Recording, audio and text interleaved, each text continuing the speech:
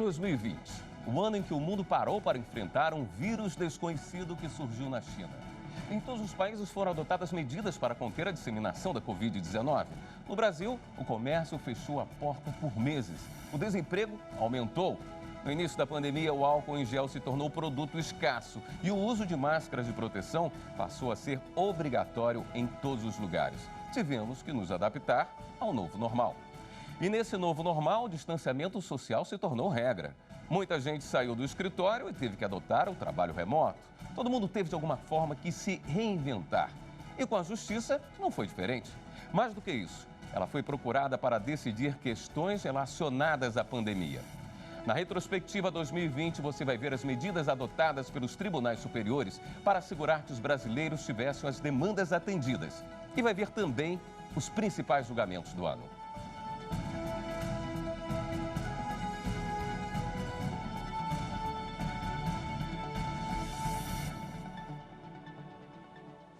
O Supremo Tribunal Federal é o órgão máximo do Poder Judiciário, é o guardião da Constituição Federal.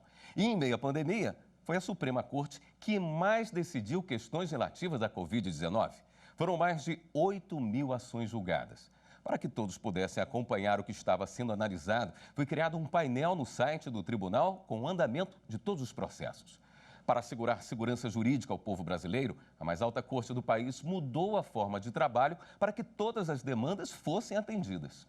O primeiro caso confirmado de coronavírus no Brasil ocorreu em São Paulo em fevereiro e a primeira morte em consequência da doença em março. A chegada de brasileiros vindos da China fez o governo federal sancionar uma lei com as regras da quarentena no país e medidas de combate à disseminação do coronavírus. Os governos estaduais e o Distrito Federal logo agiram ao avanço da Covid-19 e anunciaram algumas medidas restritivas para evitar aglomerações e promover o distanciamento social. O Distrito Federal foi uma das primeiras unidades da federação que aderiu à quarentena. O comércio e o setor de serviços fecharam as portas. Apenas as atividades consideradas essenciais continuaram funcionando.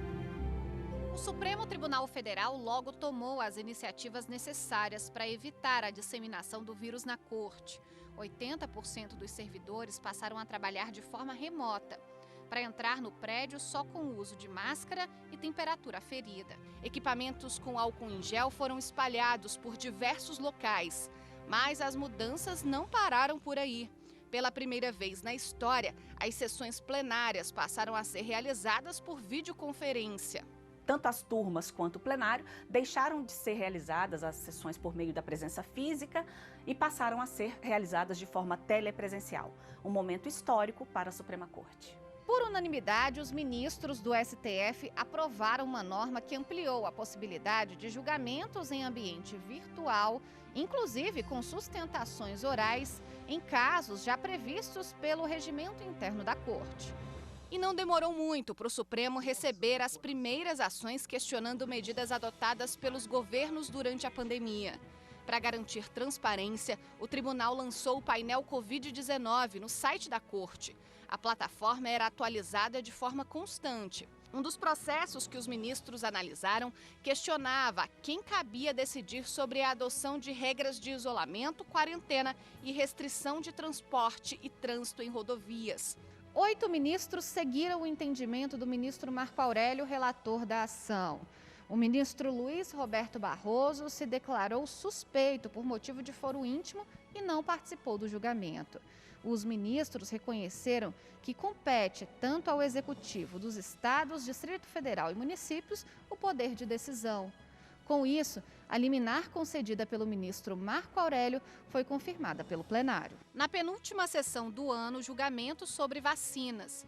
Os ministros decidiram que a vacinação contra a Covid-19 poderá ser obrigatória e que o Estado pode impor sanções a quem se recusar a ser imunizado. Mas a vacinação à força foi proibida. Foram quase 6.500 processos relacionados à pandemia. A produtividade do tribunal aumentou e hoje o STF está com o menor número de ações aguardando julgamento, apenas 25.000, uma redução de mais de 80%. Ao fazer o balanço do ano, o presidente do Supremo afirmou que 2020 será lembrado como o momento mais trágico para a humanidade desde a Segunda Guerra Mundial, mas destacou que o Poder Judiciário esteve atento para as necessidades da população. A insondável pandemia do Covid-19 permanece uma adversidade profunda que nos tem custado milhões de vidas em todo o mundo. Somente daqui a alguns anos, quiçá décadas, é que olharemos para trás e conseguiremos compreender a real dimensão da catástrofe que ora vivenciamos. Há novos desafios no porvir, mas não tenho dúvidas de que 2021 será um ano de soerguimento nacional. 2020 também foi ano de troca de comando na gestão do STF. O ministro Luiz Fux tomou posse como presidente do Supremo Tribunal Federal e do Conselho Nacional de Justiça. A ministra Rosa Weber assumiu a vice-presidência. A cerimônia foi realizada respeitando todas as medidas sanitárias por causa da pandemia. Foi uma posse diferente, poucos convidados, álcool em gel espalhado em diversos locais, plenário adaptado com a instalação de acrílicos transparentes na bancada dos ministros e na mesa de honra. A cerimônia seguiu os ritos convencionais. O ministro Luiz Fux leu o termo de compromisso para o cargo de presidente do Supremo Tribunal Federal e do Conselho Nacional de Justiça.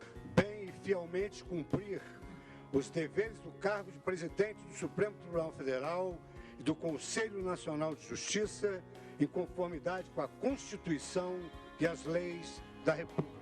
E como primeiro ato, Luiz Fux impulsou a vice-presidente da Corte, a ministra Rosa Weber.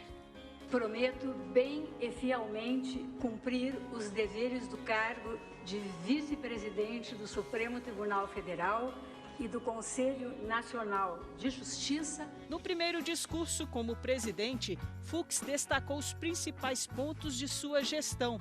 A proteção dos direitos humanos e do meio ambiente, a garantia de segurança jurídica conducente à otimização do ambiente de negócios no Brasil, o combate à corrupção, ao crime organizado e à lavagem de dinheiro, com a consequente recuperação de ativos para o nosso país, o incentivo ao acesso à justiça digital e o fortalecimento da vocação constitucional do Supremo Tribunal Federal. 2020 também marcou a despedida do ministro que mais tempo ficou no Supremo Tribunal Federal. Depois de 31 anos no STF, o decano Celso de Mello se aposentou.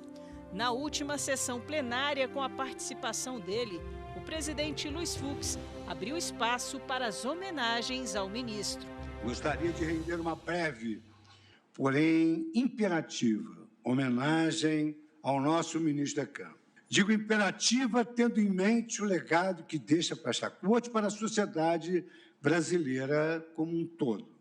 Sua vida e obra não só se revelam num verdadeiro arquétipo de ministro de uma Suprema Corte, com participação ímpar, com conduta, probidade, exação, postura, a serem seguidos por todos e todas que recebem a honra de sentar nesta cadeira, mas, em verdade, demonstra um exemplo de ser humano, íntegro, sereno e culto. A ministra Carmen Lúcia falou em nome dos demais ministros. O ministro Celso de Mello alia a firmeza de decisões com a lhaneza de trato, a seriedade da conduta, a leveza do convívio, a profundidade do saber com a diversidade dos saberes. Mesmo à distância, pela videoconferência, quem estava presente pediu a palavra para também homenagear Celso de Mello, que, emocionado, agradeceu. Para mim, foi uma honra imensa por haver sido guindado a esta corte, onde a convivência com as eminentes juízas e eminentes juízes que a integram tornou-se um imenso fator de aprendizado e de notável experiência de aprendizado e, especialmente, quando o Supremo Tribunal Federal se viu confrontado com graves desafios comprometedores da institucionalidade delineada pela Constituição da República. Muito obrigado, senhor presidente. O decano do STF é agora o ministro Marco Aurélio, o mais antigo da corte. Em novembro, a composição do tribunal voltou a ficar completa com a posse do ministro Nunes Marques. Também por causa da pandemia, foi uma cerimônia restrita. Aos 48 anos, desembargador do Tribunal Regional Federal da Primeira Região, Nunes Marques leu o compromisso de posse como ministro da mais alta corte do país e foi saudado pelo presidente do STF. Prometo bem e fielmente cumprir os deveres do cargo de ministro do Supremo Tribunal Federal em conformidade com a Constituição e as leis da República. Em nome da Corte, eu queria desejar boas-vindas à Sua Excelência, o ministro Nunes Marques, que Vossa Excelência seja muito protegido nessa sua nova missão, tendo em vista que Vossa Excelência preenche todos os requisitos para assumir a cadeira de ministro do Supremo Tribunal Federal. No próximo bloco, eleições municipais históricas. Brasileiros vão às urnas para escolher prefeitos e vereadores com medidas de segurança durante a pandemia. Você vai ver na retrospectiva do Tribunal Superior Eleitoral. Eu volto já.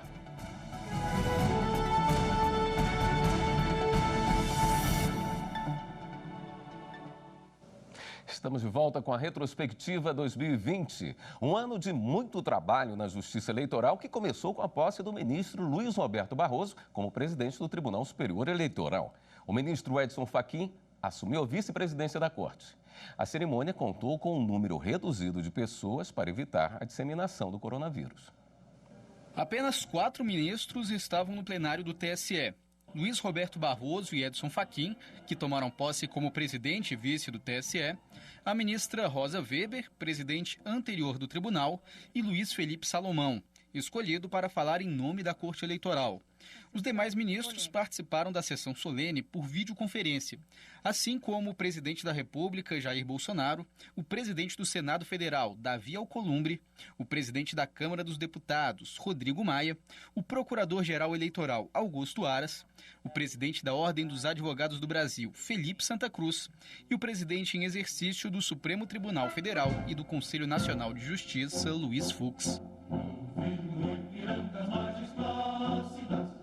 O ministro Luiz Roberto Barroso foi empossado pela presidente anterior do tribunal, ministra Rosa Weber. Declaro empossado no cargo de presidente do Tribunal Superior Eleitoral, Sua Excelência, o eminente ministro Luiz Roberto Barroso, a quem parabenizo mais uma vez, desejando-lhe felicidade e êxito na gestão e certa engrandecerá ainda mais esta casa.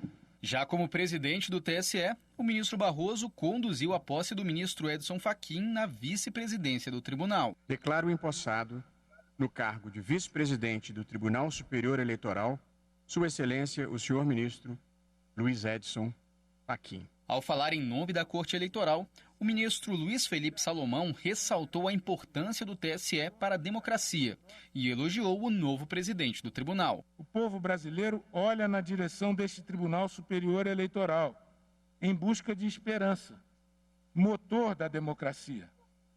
O presidente Barroso é um homem de equilíbrio e de esperança.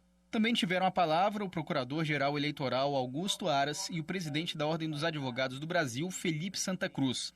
Os dois destacaram a relação entre as eleições e a democracia. As eleições, como um grande momento da nossa democracia, ganham ainda maior relevância. A defesa do direito à vida e à saúde pública passa necessariamente pela manutenção e fortalecimento do regime democrático. Tenho a certeza de que estaremos ombreados na missão constitucional da defesa do Estado Democrático de Direito, assegurando eleições livres, pacíficas e seguras bem como a fiscalização das prestações de contas de partidos e candidatos. O ministro Luiz Roberto Barroso fica na presidência do TSE até fevereiro de 2022. Para a Justiça Eleitoral, 2020 foi um ano ainda mais desafiador por causa da pandemia. Era preciso escolher prefeitos e vereadores de todo o país. Mas as eleições municipais de 2020 entraram para a história. Os eleitores exerceram a democracia e foram às urnas adotando todas as medidas de segurança. Para o Tribunal Superior Eleitoral, as eleições transcorreram de forma positiva.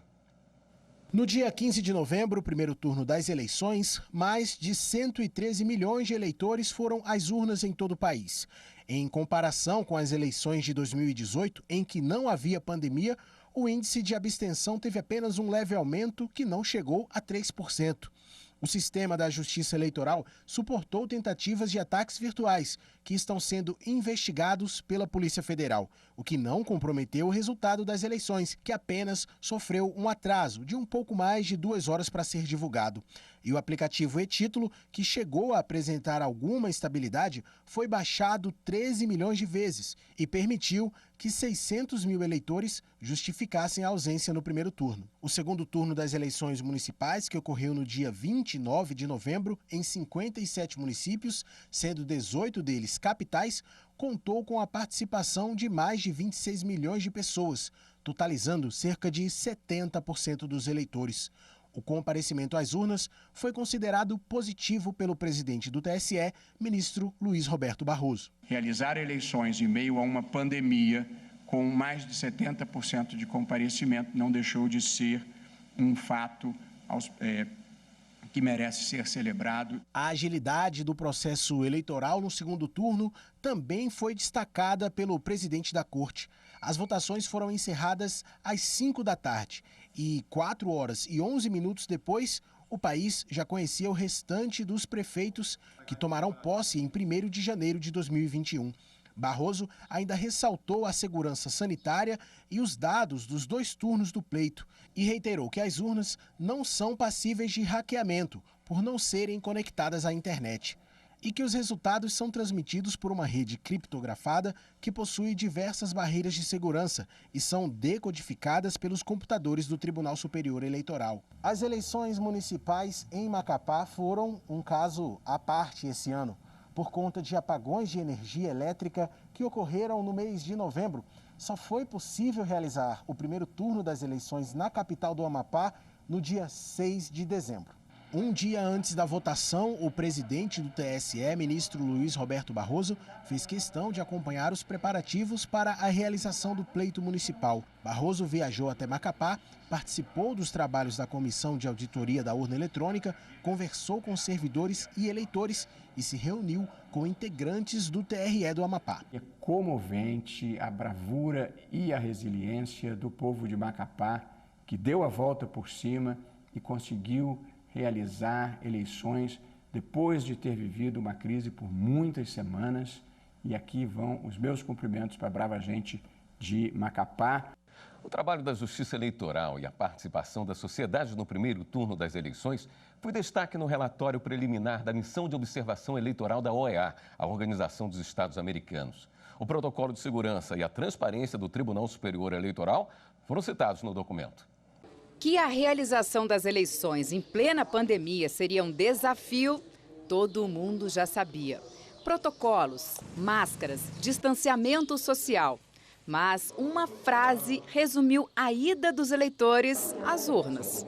Sobre a normalidade das eleições, tudo está assustadoramente normal em toda parte do Brasil. O reflexo disso foi publicado no relatório preliminar da Missão de Observação Eleitoral da OEA, Organização dos Estados Americanos. 14 observadores de 9 países diferentes acompanharam as eleições em São Paulo, no Rio de Janeiro, Brasília, Goiânia e Valparaíso de Goiás.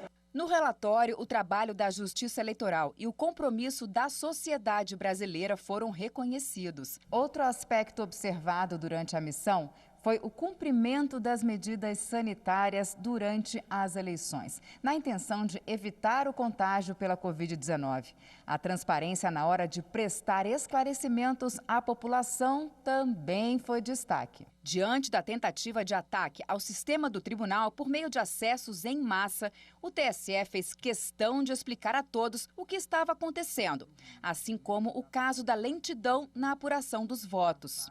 Houve um problema, nós fomos os primeiros a reconhecer um problema de natureza técnica. Os números também foram destaque. Essas eleições marcaram os 20 anos da implantação do voto eletrônico para 100% do eleitorado brasileiro. O relatório cita que para a composição de 400.257 sessões eleitorais, os TREs recrutaram mais de 1,5 milhão de mesários, dos quais aproximadamente 43% foram voluntários e 67% mulheres. Nas eleições municipais de 2020, tivemos resultados expressivos em relação ao que se convencionou chamar de minorias. Mulheres, negros, trans, pessoas com deficiência, quilombolas, muitos deles são maioria do eleitorado, mas durante muito tempo costumaram ocupar pouquíssimo espaço em cargos de poder. Negra, transexual e a parlamentar mais votada do Brasil. Aos 27 anos, Érica Hilton ultrapassou os 50 mil votos e foi eleita vereadora de São Paulo.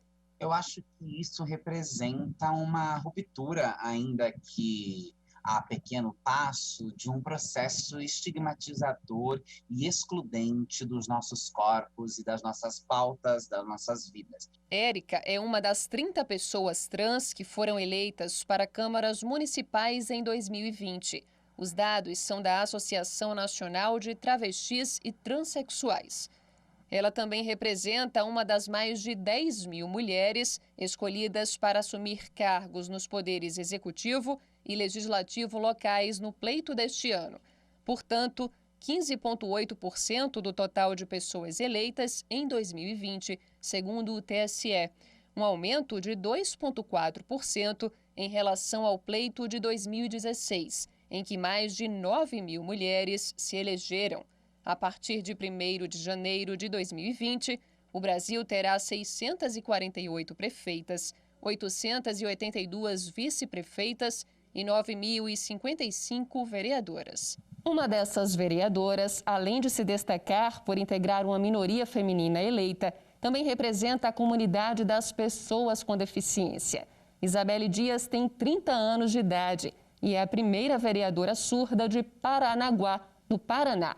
Os eleitos que se declararam negros, que incluem pretos e pardos, alcançaram quase 29 mil vagas para prefeito, vice-prefeito e vereador. O aumento foi de quase 2,7% em relação a 2016, quando tivemos pouco mais de 27 mil pessoas negras eleitas.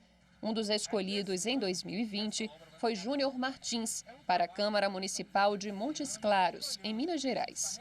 O nosso país, o Brasil, é um país miscigenado, a maioria são negros, mulheres, e falta muito essa coragem mesmo das minorias, que na realidade, como você falou, são maiorias, em enfrentar os desafios que são impostos para nós. Ainda no pleito deste ano, 188 indígenas foram eleitos para cargos dos poderes executivo e legislativo locais, 4 cadeiras a mais em comparação aos números das eleições municipais de 2016. 79 pessoas que se identificam como quilombolas também foram escolhidas, segundo a Coordenação Nacional de Articulação das Comunidades Negras Rurais Quilombolas, a CONAC. Elas vão ocupar os cargos de vereador, prefeito e vice-prefeito. E no próximo bloco, as principais decisões de 2020 do Superior Tribunal de Justiça, no Tribunal da Cidadania. Eu espero você.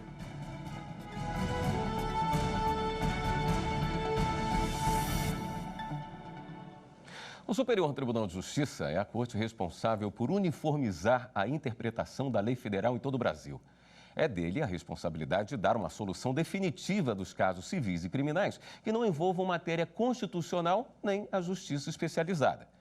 Em 2020, o STJ, conhecido também como Tribunal da Cidadania, julgou mais de 524 mil processos e também teve que se adaptar ao novo normal imposto pela pandemia da Covid-19. Veja na reportagem de Marina Campos.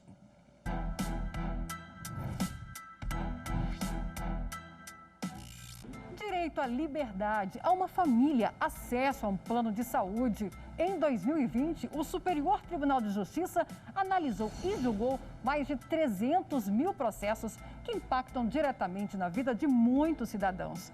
A partir de agora, a gente relembra um pouco, mês a mês, os principais julgados e acontecimentos no STJ neste ano. Numa das primeiras decisões de 2020, ainda em janeiro, o STJ garantiu a presença de cuidador dentro da sala de aula a aluno com paralisia cerebral. O ministro Og Fernandes reformou o acordo do Tribunal de Justiça de São Paulo, que admitia a permanência na escola do cuidador sem a obrigatoriedade de permanecer em sala. Já para o ministro do STJ, o profissional é quem deve decidir o melhor local para o desenvolvimento de suas atividades. Em fevereiro, uma decisão da terceira turma definiu que o plano de saúde coletivo não pode rescindir contrato de beneficiário que esteja em tratamento até a alta médica. O relator, ministro Marco Aurélio Belize, explicou que há entendimento do STJ que admite o cancelamento desse tipo de contrato por parte das operadoras sem motivo justificado, mas que a saúde e a vida do beneficiário se sobrepõem às cláusulas contratuais. Março de 2020 jamais será esquecido. No mês em que o mundo parou por conta da pandemia do novo coronavírus, o STJ precisou adotar medidas de segurança para evitar a contaminação da doença. As sessões de julgamento presenciais foram suspensas no dia 16 de março. Os prazos processuais não foram interrompidos. Já o atendimento ao público passou a ser feito por telefone. Com o aumento de casos de Covid-19 no Brasil e a necessidade de isolamento social, o STJ decidiu que os presos com liberdade condicionada à fiança deveriam ser soltos em todo o país. A liminar foi concedida inicialmente para detentos do Espírito Santo. Mas depois dessa decisão, defensorias públicas de vários estados entraram com um pedido de extensão dos efeitos. O ministro Sebastião Reis Júnior, relator do caso, disse que o quadro de precariedade do sistema carcerário é semelhante em todo o país e apresenta riscos graves de disseminação da doença no interior dos presídios. Diante de uma crise financeira e da quantidade de trabalhadores informais sem renda, o governo lançou um auxílio emergencial, que foi alvo de julgamento aqui no STJ. Isso porque o CPF regular é um dos requisitos exigidos para os beneficiários e está previsto no decreto que regulamentou o auxílio emergencial. Mas uma liminar do Tribunal Regional Federal da Primeira Região havia suspendido essa exigência. A Advocacia Geral da União recorreu ao STJ, argumentando que a regularidade do CPF é uma forma de se evitar fraudes. Ao analisar o caso, o então presidente do STJ, ministro João Otávio de Noronha, entendeu que a mudança nos critérios para receber o benefício poderia atrasar o processamento de milhões de solicitações e trazer prejuízos graves à economia e à população. Por isso, suspendeu os efeitos da liminar do TRF1. E já no final de abril, diante da necessidade de isolamento social, a terceira turma realizou pela primeira vez no STJ uma sessão extraordinária por videoconferência, com transmissão pública pelo canal do YouTube. Os ministros analisaram processos que tiveram julgamentos suspensos por pedidos de vista. Em maio, após a confirmação do aumento de registro de casos de violência doméstica contra a mulher durante a pandemia, um grupo criado pelo Conselho Nacional de Justiça começou um trabalho para encontrar alternativas de facilitar a comunicação da denúncia e melhorar o amparo à mulher vítima de violência. O ministro do Superior Tribunal de Justiça, Rogério Schietti Cruz, é o coordenador do grupo. Uma das propostas implantadas foi a campanha Sinal Vermelho para a Violência contra a Mulher. No mês de junho, um processo em julgamento no STJ mostrou que a mediação pode ser uma alternativa, mesmo quando o caso chega à instância superior. O desafio era um acordo entre um ex-casal separado desde 2011 e que envolvia questões relacionadas a transferências de cotas empresariais, indenização, pagamento de dividendos e partilha de bens. O processo de negociação supervisionado pelo STJ ocorreu durante cerca de um ano e, no final, as partes chegaram a um acordo. O resultado foi o encerramento de pelo menos 15 ações civis e de família em diferentes instâncias judiciais, incluindo o recurso especial no STJ. A partir do mês de julho, por conta da escalada de notificações e mortes por Covid-19 no país, diversos julgamentos foram relacionados à situação dos presos no Brasil. Em um desses casos, a Defensoria Pública de Santa Catarina pretendia favorecer todos os presos que atingiram o prazo de progressão do regime semiaberto para o aberto nos 6 meses seguintes. Mas, para o ministro Reinaldo Soares da Fonseca, relator do habeas corpus, o pedido foi feito de forma genérica, sem especificar ou detalhar a situação de cada preso, o que inviabiliza a concessão antecipada do benefício. Em agosto, a terceira turma decidiu que, durante a pandemia, não deve ser ampliada a prisão de devedor de alimentos que insiste em não pagar a pensão. O relator do habeas corpus, ministro Moura Ribeiro, explicou que, em situações normais, é justificada a ampliação do prazo da prisão. Mas, em razão da pandemia, a terceira turma tem considerado mais prudente determinar a suspensão do cumprimento da medida em respeito à dignidade da pessoa humana e ao risco de contágio nos estabelecimentos prisionais. O mês de agosto foi marcado pela posse do ministro Humberto Martins como presidente do STJ. Ele é o 19º a assumir a cadeira da presidência na corte. O ministro aposta em uma gestão participativa e tecnológica para vencer os desafios no próximo biênio. Humberto Martins também assumiu o comando do Conselho da Justiça Federal. Quem acompanha o ministro na gestão do STJ e do CJF é o ministro Jorge Mussi, que tomou posse como vice-presidente do tribunal. O ministro também assumiu o cargo de novo corregedor-geral do CJF. Já no final do mês de setembro, seguindo uma resolução do Conselho Nacional de Justiça, o STJ deu início à retomada das atividades presenciais. E para garantir um retorno seguro aos ministros, servidores e colaboradores, foi desenvolvido um protocolo sanitário a ser seguido na Corte. 2 resoluções foram editadas. Em outubro, uma decisão do STJ trouxe alívio e esperança à família de uma criança com doença rara. Em decisão liminar, o ministro Napoleão Nunes Maia Filho determinou o depósito pelo Ministério da Saúde de cerca de R$6.700.000 para complementar a compra de um remédio milionário para tratamento da menina, que possui atrofia muscular espinhal, ou AME, uma doença rara, progressiva e potencialmente fatal. Em outra decisão, a sexta turma estabeleceu diretrizes para que o reconhecimento de pessoas em inquéritos criminais possa ser considerado válido.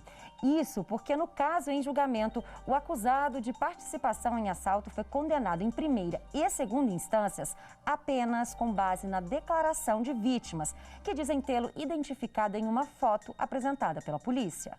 O relator do habeas corpus no STJ, ministro Rogério Schietti Cruz, observou que as pessoas que participaram do reconhecimento não tiveram de fazer a prévia descrição do criminoso, nem foram exibidas outras fotos de possíveis suspeitos.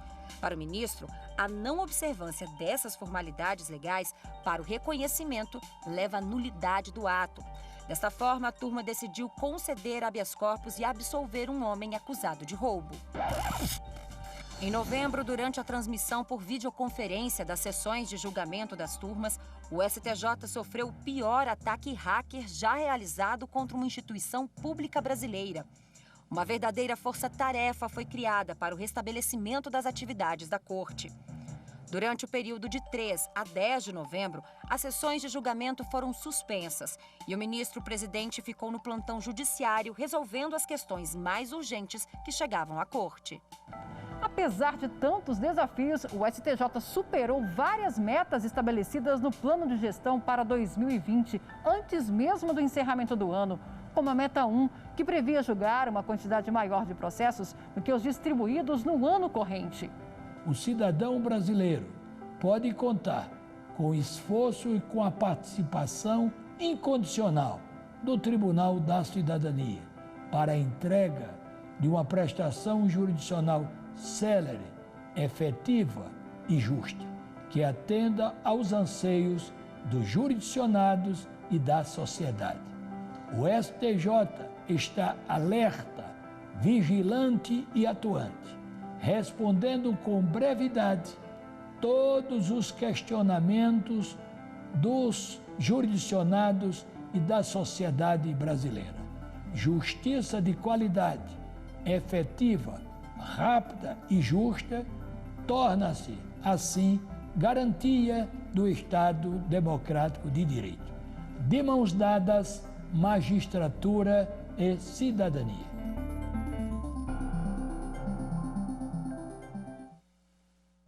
E veja a seguir os principais julgamentos do ano na Justiça Trabalhista, com a retrospectiva do Tribunal Superior do Trabalho.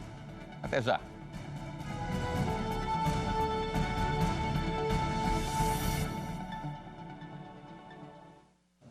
O Tribunal Superior do Trabalho é a instância máxima de julgamento de questões que envolvem o direito do trabalho.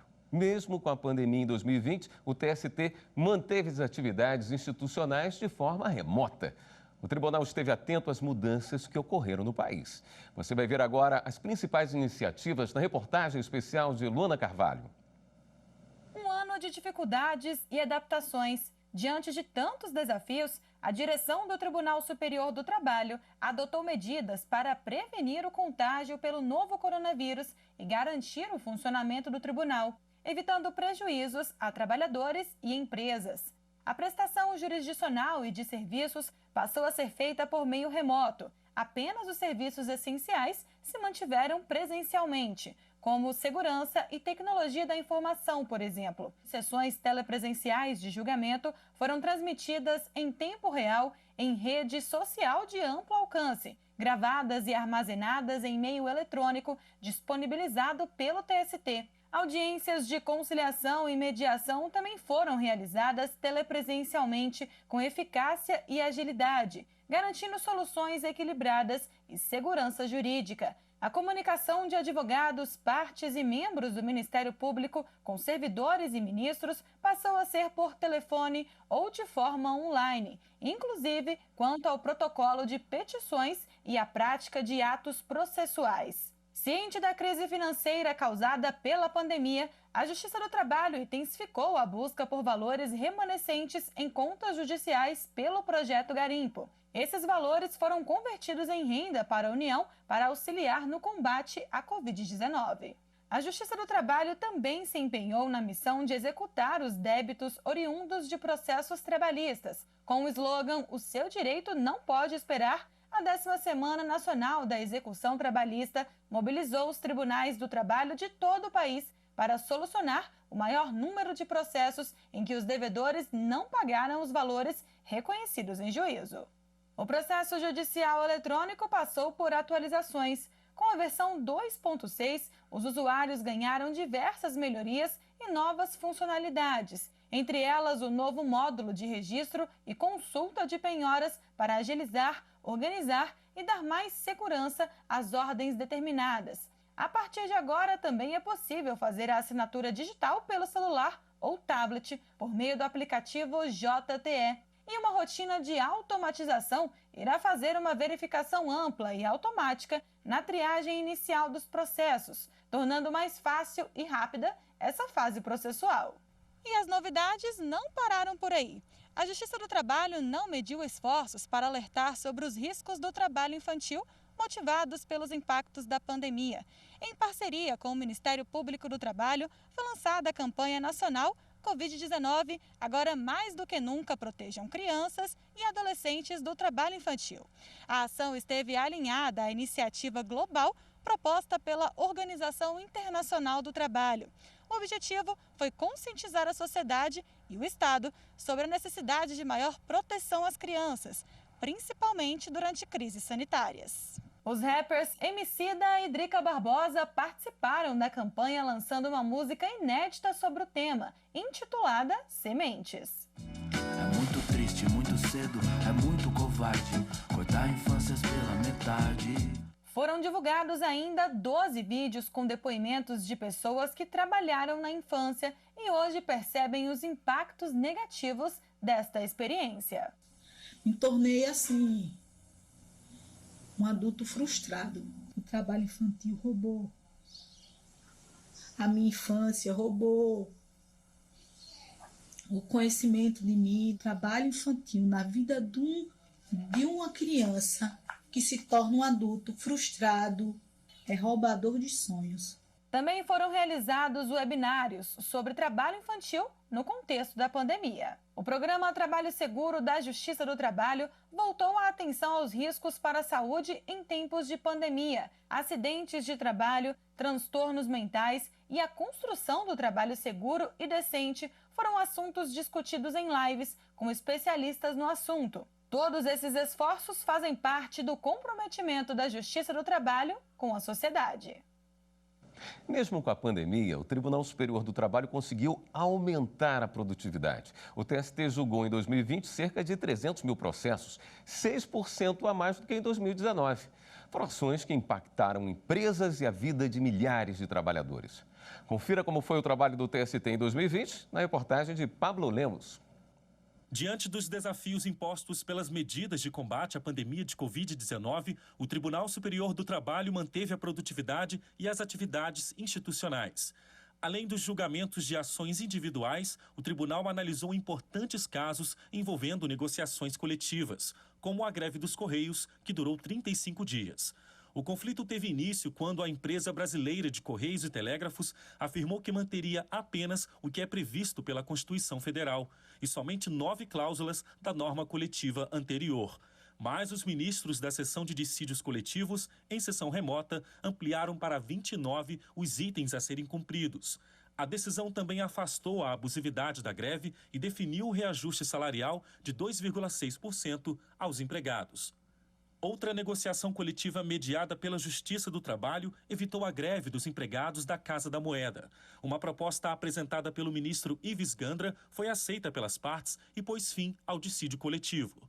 Com isso, o acordo manteve as prioridades apresentadas pelo sindicato, como a manutenção de benefícios, empregos e reajuste salarial.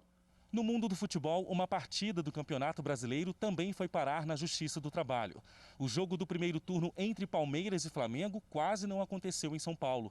O impasse foi solucionado pelo vice-presidente do TST, ministro Vieira de Mello Filho, que aceitou o recurso da CBF e reverteu o liminar do TRT da primeira região no Rio de Janeiro, que havia decretado o adiamento do jogo por causa do risco de contágio de coronavírus.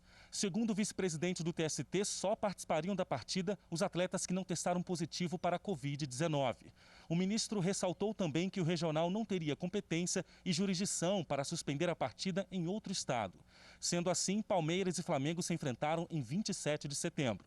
Nas sessões de dissídios individuais, 2 casos ganharam destaque. Em novembro, a SDI 2 do TST afastou a legitimidade da Defensoria Pública do Amazonas para atuar na Justiça do Trabalho. Os ministros entenderam que a Defensoria Estadual somente poderia ajuizar ação trabalhista mediante convênio com a Defensoria Pública da União, por ter legitimação para atuar nos graus de jurisdição e nas instâncias administrativas apenas do Estado. Na SDI 1, os ministros confirmaram a validade absoluta do Programa de Desligamento Voluntário, PDV, e da quitação geral do contrato de trabalho de um empregado do Banco do Estado de Santa Catarina, o BESC, que aderiu ao plano. A decisão seguiu o entendimento do Supremo Tribunal Federal sobre a matéria e considerou a adesão ao PDV como quitação geral das verbas devidas ao bancário. Sendo assim, foi restabelecida a decisão das instâncias anteriores por improcedência do pedido. Casos de humilhação e de risco à saúde também chamaram a atenção nos julgamentos deste ano. Em São Paulo, uma empresa de ônibus foi condenada a indenizar o motorista por danos morais e estéticos. O profissional levou 3 tiros durante um assalto enquanto trabalhava. Na decisão unânime dos ministros, na 7ª turma, foi avaliada a responsabilidade objetiva da empresa, pelo fato da atividade desenvolvida oferecer risco acentuado, o que, no caso, causou sequelas graves ao empregado. No Rio de Janeiro, um auxiliar de produção de uma empresa agrícola era obrigado a ficar nu na frente de outros colegas na hora da higienização e do banho, o que gerava constrangimento. A empresa recorreu da decisão regional, alegando que o procedimento atendia às normas da vigilância sanitária, mas foi condenada pela 7ª turma a indenizar o empregado em R$20 mil pela exposição a qual ele era submetido. O TST se adaptou à nova realidade e manteve os julgamentos dos processos de forma telepresencial. Dados do último relatório de movimentação processual mostram que o tribunal julgou mais de 300 mil processos entre janeiro e novembro de 2020. O número é 6% superior ao registrado no mesmo período de 2019, com quase 300 mil julgamentos. As informações divulgadas pela Coordenadoria de Estatística e Pesquisa do Tribunal demonstram que o TST vem conseguindo aumentar a produtividade, mesmo com a suspensão de parte das atividades presenciais e a adoção do teletrabalho temporário no período de pandemia. No próximo bloco, os principais julgamentos de 2020 do Superior Tribunal Militar. Nós voltamos em instantes.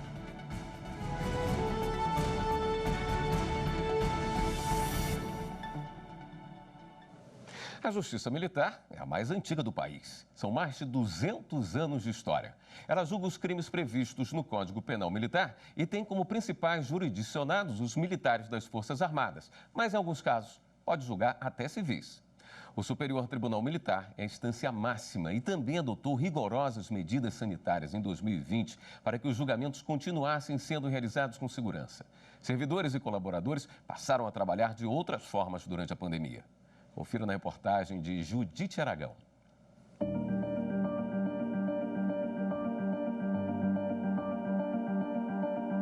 O ano de 2020 foi desafiador em vários sentidos.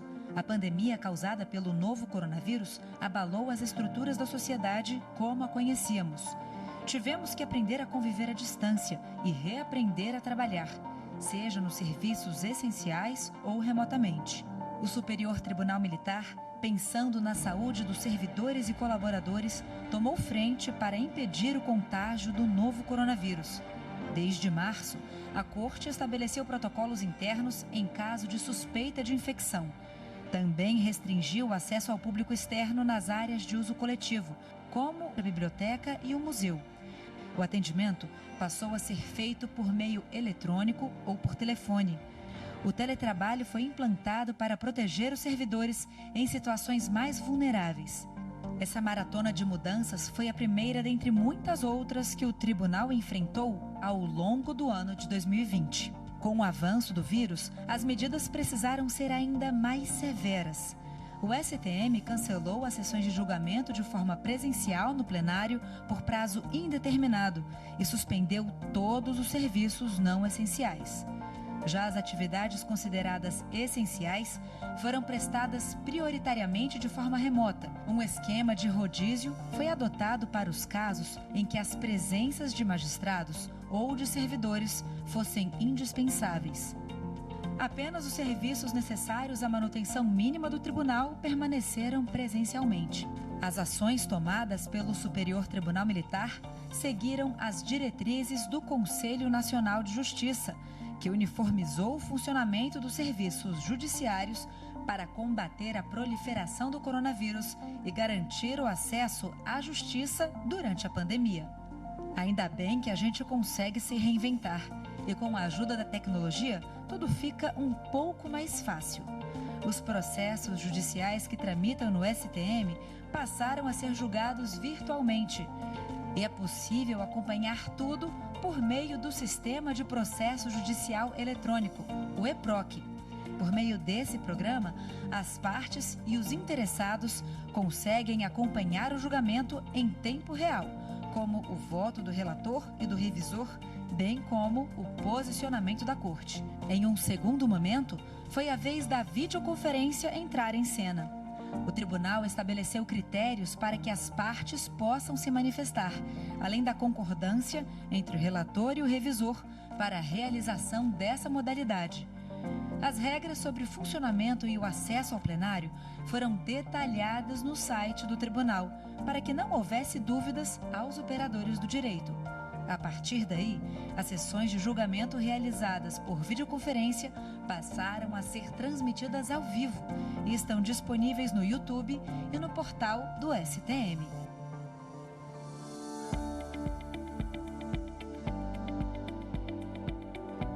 Este ano, o Superior Tribunal Militar também foi destaque dentre os órgãos do Judiciário por ser o primeiro colocado em gestão de processos administrativos.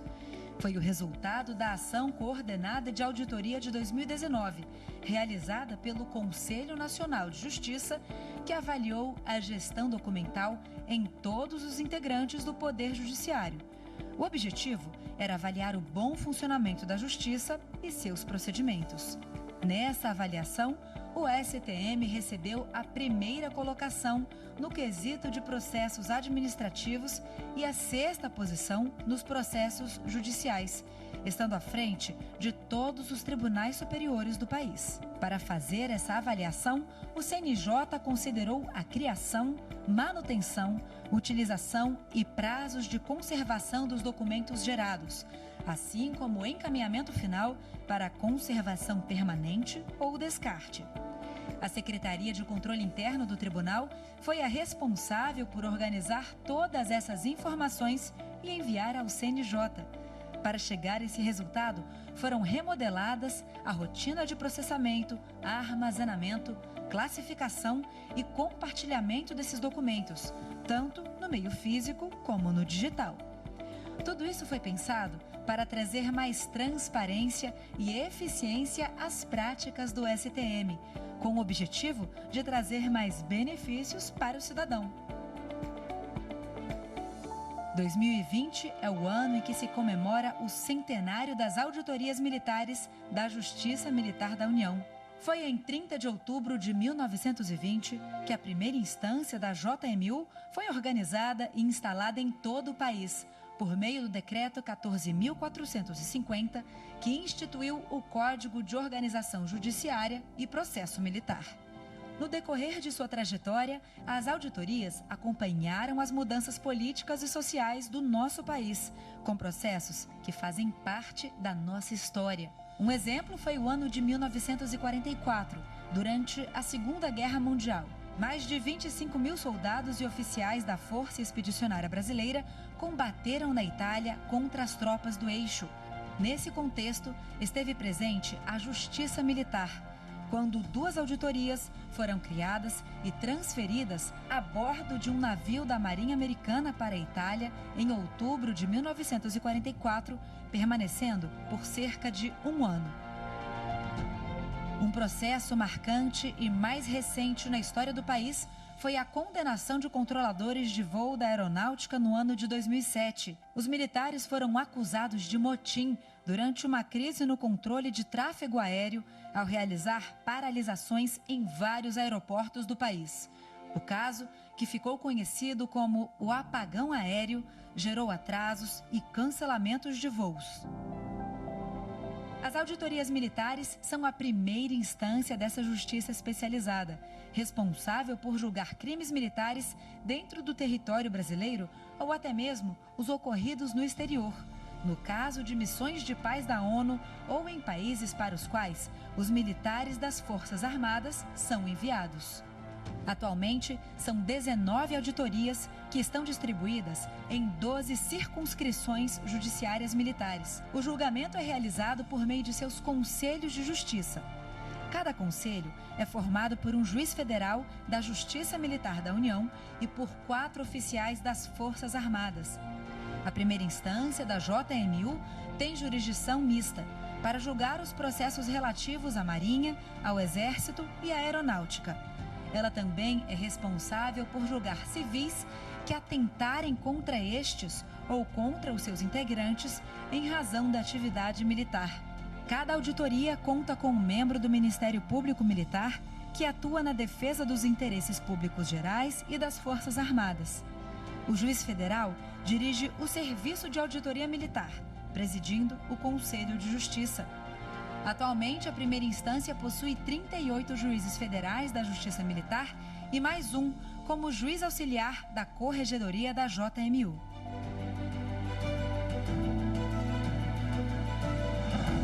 É assegurar a justiça. É trabalho em prol do Brasil. É diante das dificuldades e desafios que o Superior Tribunal Militar encontra motivos para se reinventar. É na cautela de hoje que o STM espera te encontrar bem no amanhã, que seja o mais breve possível. A retrospectiva 2020 dos Tribunais Superiores termina agora. Muito obrigado pela sua companhia. Que em 2021 possamos continuar juntos por aqui com muita saúde, prosperidade e realizações. Um excelente ano novo para todos nós. Tchau.